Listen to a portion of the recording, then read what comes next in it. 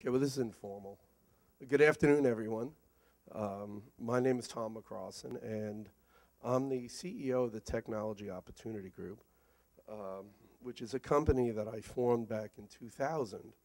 And basically, I formed it as a means for me to go in and use various levels of technology and integrate that into marketing programs and to facilitate selling. I basically have been a salesman my entire life. It took me a while to realize that. I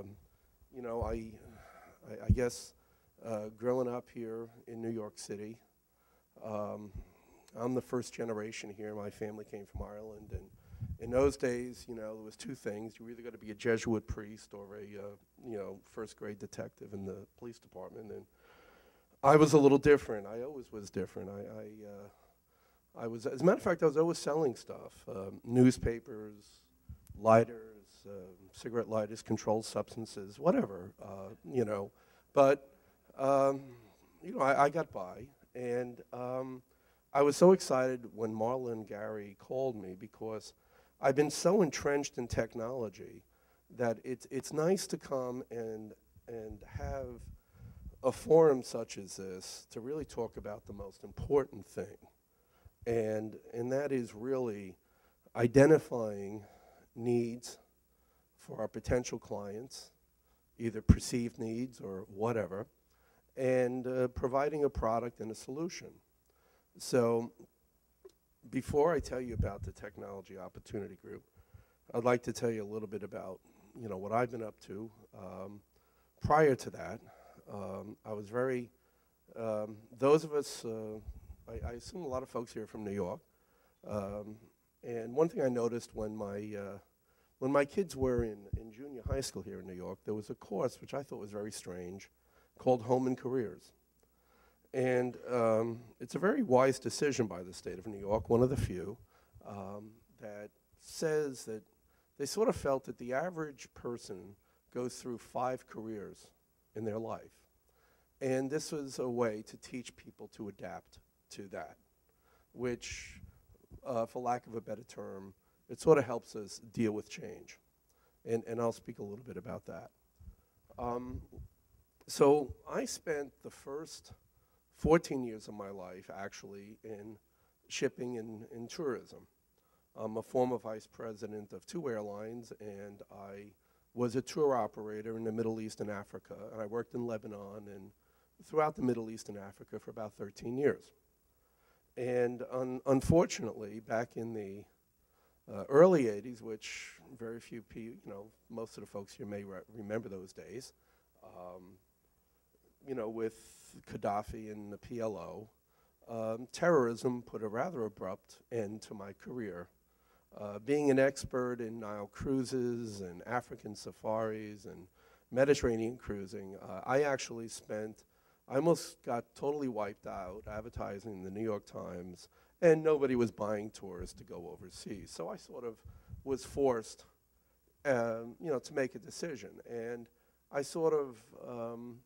that was sort of like my first change. And I really didn't know what to do. I was in denial. I actually tried to stay in travel and tourism, and I wasn't getting anywhere. And my wife had seen an ad in the Wall Street Journal. Said, start a career in telecommunications with AllNet Communications. This was back in 1985.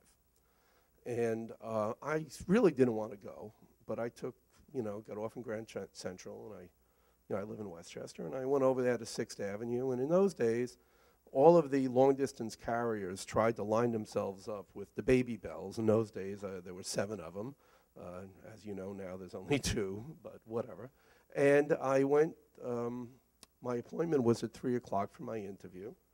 And, being of Irish persuasion, there was a Blarney Stone bar right in the lobby of the building on 6th Avenue there and 47th. And I went in and had a drink, and the bartender happened to be from the same part of Ireland that my mother was from.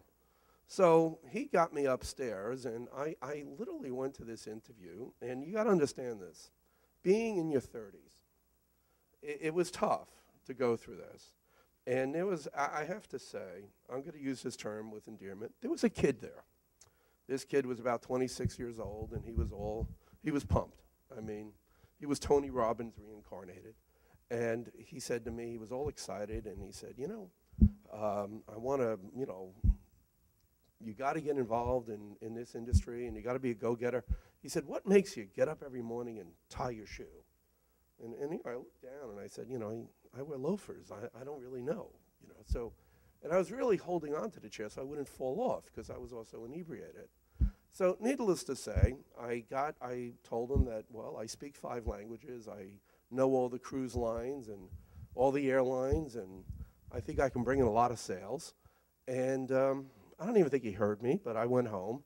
And about 3 days later, and it's a good thing my wife answered the phone again, the guy said, congratulations, I want to welcome your husband on a career in telecommunications. So I went to report for training, which was 2 hours in a conference room, being taught by this person about what telecommunications is. And I was given $400 a week. And after our 2-hour training, Manhattan was going equal access. And maybe you folks may not remember that, but it was a great time. I mean, quite frankly, I feel sorry for all the people in the business today because there were only one company, AT&T. Poor folks were paying full minute billing. They were paying probably 50 cents a minute, had absolutely no service, and Manhattan was going equal access. I had Dun & Brad lead sheets, a desk and a phone. Oh, and by the way, this office was closed due to economic reasons and shut down, and they decided to open it again about 6 months later. And the only reason I got the job was that this manager, Tim Enright, who I really owe him a lot when you think about it, was told to be at full head count and have 10 salesmen, and only 4 people apply, and we all got the job. So I sort of lucked out. And it's funny what life has in store for you. And I guess, having a couple of drinks sort of helped me, deal with change a little better than other people. Who knows? So needless to say, I was a little different because the other 3 people who started really, I made more. I had to make a living. I had a mortgage, 3 kids, a house in Westchester, and being in my 30s, I had to make a living. And I took it very serious, and I was calling people. And I came out of a service business. Some of my clients in travel, I handled Malcolm Forbes' birthday in Egypt with the balloons. I handled GE Learning Systems, chartering planes into Morocco and renting tribes of people, lining them up from Marrakesh Airport all the way to their hotel, throwing flowers and petals. So I really have a heavy service background. And so needless to say, I went out and I basically sold, everything that wasn't, all the bark off the tree. And it was, it was a great time. But another thing I noticed was that I was making more money going through the garbage cans of the other 3 people because they didn't have that spirit. And you also had to be adaptive. I found out that at the time, Allnet did not offer international, and it did not offer 800. He forgot to tell me. So here I am telling him, I know all the cruise lines, I speak all these foreign languages, I have contacts, I worked for Onassis for 7 years, the Kingdom of Morocco, I can bring in lots of business, and they didn't even have international. And 800 was another thing. So I still made a living. I learned to sell only the domestic, and I learned what a phone system was, and I see there's Avaya people here, and I apologize because being a Gemini and child of the Woodstock Nation, I really didn't even know anything about a phone system, but I learned pretty quick because I had to make a living. So I was actually working in programming their ARS to grab their domestic, and I was giving the international to anyone but AT&T. No offense to anyone from AT&T who's retired, but in those days it was war. And we went and put everybody, I put them on Sprint or MCI. And needless to say, after selling everything for 90 days, I still had an empty commission check because they didn't teach me how to install it. And the people who were supposed to install it, it was all remote, and they really, so didn't follow through. And I said, hold on, what's wrong with this picture? I've sold everything. Where's my money? So then I actually paid somebody, one of the support people, to teach me how to do it.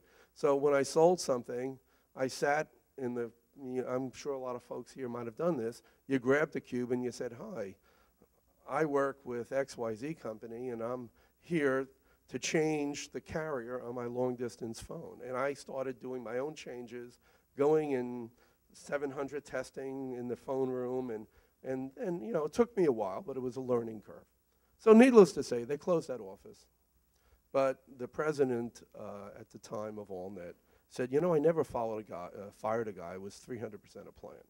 Would you mind staying with us? Keep doing what you're doing, and you can work on our switch down on Broadway. And boy, was it cold there. I mean, they need a lot of air conditioning for these big DMS 250s, it was an interesting time. So I had a lot of fun there, and I actually shut down half of Manhattan because my sweater got stuck in a card, and I took it out. But, it was a learning curve. But then when MCI called me, that's when my life changed. And I went in there, and they had to hire me in Stanford, because believe it or not, I was interviewed by somebody who had no interest in me. He said, no, you're not right for this company. I said, okay. And then a recruiter called me, Jack Marr or Dave Roach, I forget who it was. Some of you guys may know him from out in the island. And he said, I can get you into Stanford. And I said, really? Yeah, I said, they just tore apart the branch. They got to do something there. So I got in, and my whole world opened up. They had international. They had 800. And needless to say, I didn't really, one thing about MCI, about geographies, I was not supposed to sell out of Fairfield County. But it was very interesting. I didn't know that. He forgot to tell me that again during the interview. So needless to say, some of my bigger sales there were Oxford Health Plan, KLM, Royal Dutch Airlines, NASDAQ, Merrill Lynch, Citicorp. I had a 5 to 6 year career there, left as a director. And I sort of prospered there because of the fact that I always took their products and converted it to the language of the end user. And my reps were very resourceful.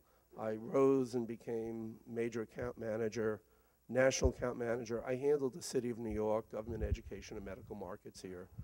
And I had a very successful career. Was Chairman's Inner Circle for 3 years in a row as a top sales team in the nation.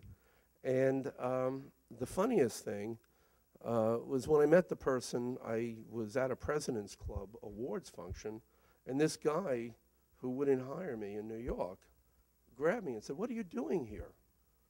And I said, I'm working with MCI. He says, no, you're not. I said, no, I am. I'm working in Stanford. And he was all upset. He said, you mean I could have had you? I says, yeah. But, such is life. And, so needless to say, I went on with my career.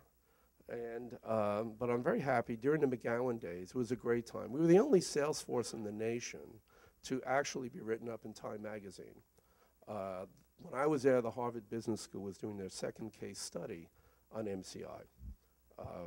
Because when you think about it, we were in an army of tigers, and we went out and sold.